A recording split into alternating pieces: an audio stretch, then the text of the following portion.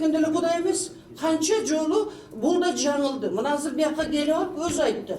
Ошо президентке биз туура эмес берип турбуз тышкы саясат боюнча. Өзү ошону алып келип өзү аракет кылды эле ошол законду. Атамбаевка кеңейтип берели, анан чын эле ошондой. Биз сиздер менен сен унутпагыла. Биз сиздер менен ушундай сырткы биздин обстановкабызда оңой эмес.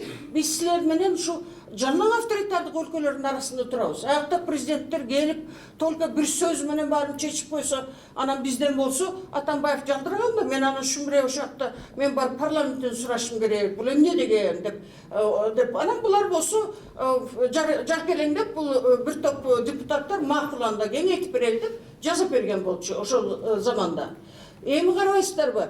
Мына бул Текебаевдин эң мындай кыйындыктары, мен мына начар жагын да айттым, кемчиликтерин да айттым, бирок кыйын жагы болсо мына токтобой окуйт, токтобой ойлонот. Көп суроолорду мына бизде бүгүн деле айтышат го, ушу силер өткөн өкмөт кандай гана тигини туура эмес, муну туура эмес жазадыңар, анан тиги анан бу деп. Биз ойлонуп калабыз да, чын эле муну кантсе да бүгүн кантип ошону оңдосок десек, мына Өмүрбектей биздин данышман, акылман адамдарыбыз бар.